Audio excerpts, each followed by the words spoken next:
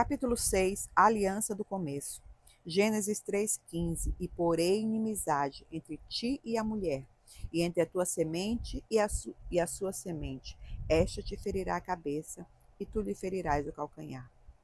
Quando eu era pequeno, meus pais me davam um vale-transporte para ir de casa para o colégio. Amante de churros, descobri que o vendedor aceitava vale-transporte como pagamento. Isso me trouxe muita alegria. Até o dia em que, depois de me saciar com os churros, percebi que estava sem dinheiro para pagar o ônibus e retornar à minha casa. Quando me deparei com essa condição, sabia que tinha feito coisa errada e que sofreria as consequências, principalmente porque meus pais já haviam me dito que usasse o vale-transporte somente para pagar a passagem.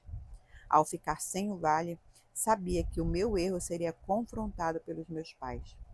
Vergonha, medo, mente acelerada, pensando nas desculpas, era assim que eu estava. Eu esperava o pior acontecer. E foi exatamente dessa forma que Deus encontrou o homem no jardim do Éden. Um turbilhão de pensamentos, sensações e emoções nunca antes experimentados pelo homem surgiram como de uma só vez. Ações incoerentes e inconsistentes brotaram como fruto dessa situação. As consequências da separação de Deus por causa do pecado começou a apresentar seus primeiros frutos. A vergonha é o primeiro da lista. O homem e a mulher, que antes viviam nus e não se envergonhavam, agora buscavam rapidamente uma solução para esconder a sua nudez, tentando assim amenizar a vergonha que lhes inquietava internamente. As folhas de figueira foram a solução que encontraram e, mesmo sem nunca terem aprendido sobre corte e costura, fizeram para si aventais. Então foram abertos os olhos de ambos e conheceram que estavam nus, e coseram folhas de figueira e fizeram para si aventais. É interessante como até hoje o ser humano é criativo em inventar soluções para cobrir a sua nudez. Uma rotina religiosa rigorosa, doações generosas para instituições de caridade, adoção de órfãos e doação de sangue ou medula são apenas alguns dos aventais de folhas de figueira que costuramos nos dias atuais para cobrir a nossa vergonha, ou seja, tentar livrar a nossa consciência da culpa. Não me entenda mal. Essas atitudes são válidas e devem ser praticadas por todos. Porém, muitas as praticam apenas para tentar aliviar a sua consciência. Elas são como um analgésico na alma, que é capaz de aliviar a dor e trazer uma aparente solução, um esforço em vão, pois não solucionam o problema. Quando o homem e a mulher ouvem os passos do Senhor Deus que passeava no jardim, se escondem de sua presença entre as árvores. E ouviram a voz do Senhor Deus que passeava no jardim pela viração do dia, e esconderam-se Adão e sua mulher da presença do Senhor, entre as árvores do jardim. E chamou o Senhor Deus a Adão e disse-lhe: Onde estás? E ele disse: Ouvi a tua voz soar no jardim, temi, porque estava nu e escondi-me. É o segundo fruto do pecado brotando, o medo.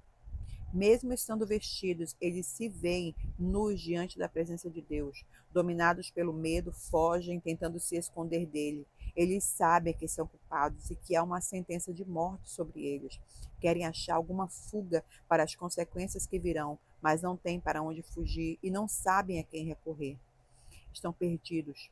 A consciência de pecado afugenta as pessoas da presença de Deus. Faz com que se afastem do único lugar onde há salvação e transformação.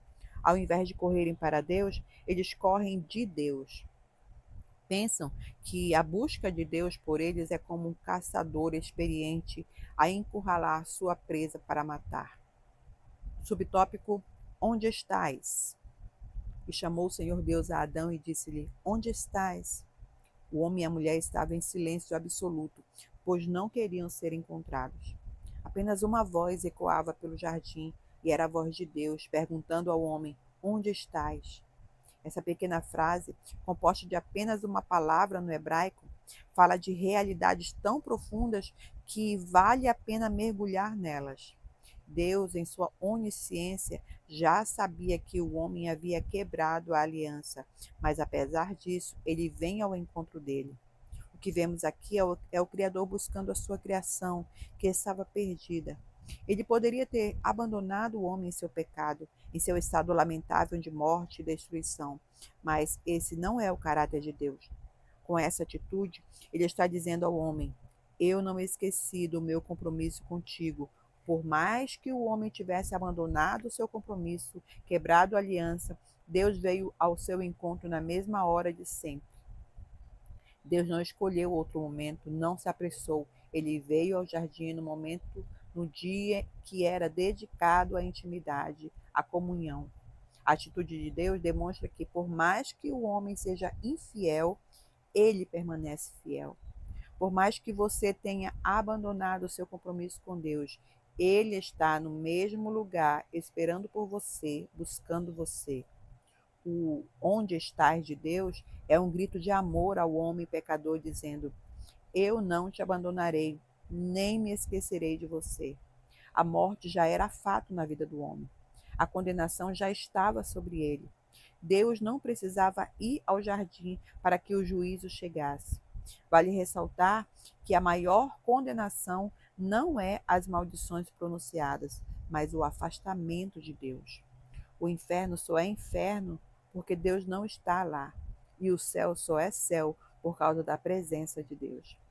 Se o Senhor não viesse ao jardim, aquele lugar já se tornaria como um inferno para a raça humana. Uma vez que Deus se fez presente, o amor, a graça e a misericórdia estavam lá também. Essa é uma declaração de amor, não dita com palavras, e sim com uma ação. O amor verdadeiro é um amor prático, é um amor que age, busca e acredita. O Criador também está buscando arrependimento ao proferir as palavras: onde estás? Ele está dizendo ao homem: eu quero saber o que você fez. Era necessário que o homem se colocasse diante de Deus e declarasse o que aconteceu. Um dos traços mais fortes do arrependimento é a confissão, a declaração do seu erro e culpa em busca do perdão. Deus está sempre pronto para perdoar, como afirma o apóstolo João. Se confessarmos os nossos pecados, ele é fiel e justo para nos perdoar os pecados e nos purificar de toda injustiça. 1 João 1,9. Deus foi até o homem no Éden, esperando arrependimento, mas só encontrou transferência de culpa. Os dois momentos que o homem fala com Deus são apenas declarações vazias de arrependimento e cheias de austeridade. A culpa não foi minha, disse o homem, foi a mulher que o Senhor me deu. Ao invés de se arrepender, o homem se desculpa. Ele pede que a culpa seja tirada de sobre ele, seja colocada sobre a mulher e até sobre o próprio Deus. A mulher também declarou sua isenção de culpa, transferindo-a para a serpente. Foi a serpente que me enganou. A situação, que já era ruim, foi se tornando cada vez pior, pois não havia no homem uma só faísca de algo que pudesse salvá-lo. Subtópico: a semente redentora. É diante desse quadro caótico que Deus estabelece uma aliança com o homem. A primeira aliança de redenção, o começo de plano divino para redimir a humanidade. Em meio ao caos da história da raça humana, Deus abre os seus lábios e pronuncia palavras que trarão vida. São as palavras da aliança com Adão. Ao homem e à mulher são direcionadas palavras aparentemente duras, mas que apenas descrevem as consequências do pecado. A terra estava então amaldiçoada por causa do homem, e eles estavam fadados a viver nesse novo mundo que produziria espinhos, cardos, fadigas e dores. Repare que Deus não amaldiçoou a raça humana em nenhum momento. As maldições que eles viveriam eram consequências do pecado que cometeram.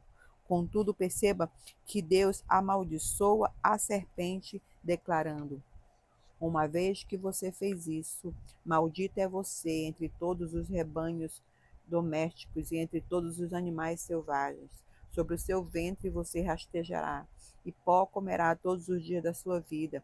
Porém, inimizade entre você e a mulher, entre a sua descendência e a descendência dela. Este ferirá a sua cabeça, e você lhe ferirá o calcanhar. O diabo é maldito.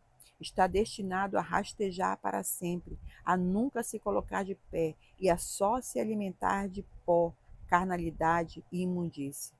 Atente-se para o fato de que na maldição da serpente está a bênção para a raça humana. No versículo 15 de Gênesis 3, o evangelho é anunciado pela primeira vez. A promessa de redenção e o julgamento de Satanás estão expressos nas mesmas palavras. Deus tem um plano. Apesar do pecado do homem, o inimigo achou que poderia desfazer o objetivo divino. Porém, o que ele colheu com suas atitudes foi a sua própria destruição. Nesse momento é prevista a destruição do diabo e de seu domínio sobre a raça humana. Deus usará a própria mulher que foi enganada para que ela seja um instrumento pelo qual virá Jesus Cristo, nosso Salvador. Ele fará vir à terra um homem legítimo, nascido de mulher. Contudo, esse homem precisará ter algo diferente. Uma vez que a semente do homem está corrompida, o Criador gerará esse homem redentor de forma sobrenatural. A semente terá que ser divina, pois não poderá ter as marcas do pecado. Em outras palavras, Deus está dizendo que trará a semente divina à terra, e esta semente será poderosa o suficiente para esmagar a cabeça da serpente. A autoridade de Satanás sobre o homem será totalmente aniquilada. Perceba que o texto não afirma que a cabeça da serpente será ferida, pois ferida tem cura. O texto diz que a cabeça da serpente será esmagada, ou seja, um ato irreversível. Uma paráfrase de Gênesis 3,15 nos ajuda a entender mais ainda o sentido do texto. Deus diz ao diabo: Tu fizeste uma aliança com o homem, diz Deus ao diabo, e pelo engano entraste na terra, mas eu te digo que usarei a mulher e colocarei dentro dela a minha semente, e não a semente do homem, porque a semente do homem foi corrompida. Colocarei a minha semente dentro da mulher, e esta semente me fará vir à luz um homem, porque dei a terra aos filhos dos homens.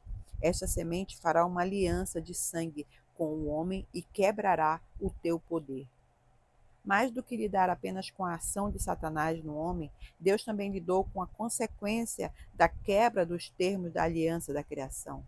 Os termos estavam estabelecidos de forma clara, e a promessa de maldição dizia que no dia em que eles comessem da árvore do conhecimento do bem e do mal, certamente morreriam. Deus é justo e fiel à sua palavra. O homem não poderia permanecer vivo. A morte precisava chegar em todos os âmbitos. Morte significa separação e não ausência nem inexistência. Podemos perceber na Bíblia 3 tipos de morte: morte física, quando o corpo humano para de funcionar, ou seja, a separação do espírito humano de seu corpo. A morte espiritual, que é a separação do homem da comunhão com Deus. E a morte eterna, separação eterna do homem da comunhão com Deus, que é o inferno. Deus não tinha planejado nenhum tipo de morte para o ser humano. Foi sua quebra de aliança que o fez morrer. As mortes física e eterna só foram possíveis por causa da morte espiritual. Essa separação é fruto do pecado, da desobediência do homem em relação aos termos de Deus. O homem e a mulher já se encontravam mortos espiritualmente quando Deus veio ao encontro deles no jardim, porque haviam pecado. Porém, eles deveriam morrer não só espiritualmente, mas também física e eternamente. É por isso que a Bíblia diz que o salário do pecado é a morte, porque o pecado é a quebra do termo da aliança. Quem peca deve morrer, segundo a aliança de sangue. Quem desonra o compromisso estabelecido na aliança é digno de morte. Era o que Adão e Eva estavam esperando de Deus depois de errarem. Após pronunciar todas as terríveis consequências que viriam sobre eles, Deus se cala e o silêncio volta a entrar em cena. Esse silêncio era o anúncio de que o Criador estava se preparando para agir. Deus começa a se equipar com ferramentas de morte. Ele está pronto para matar.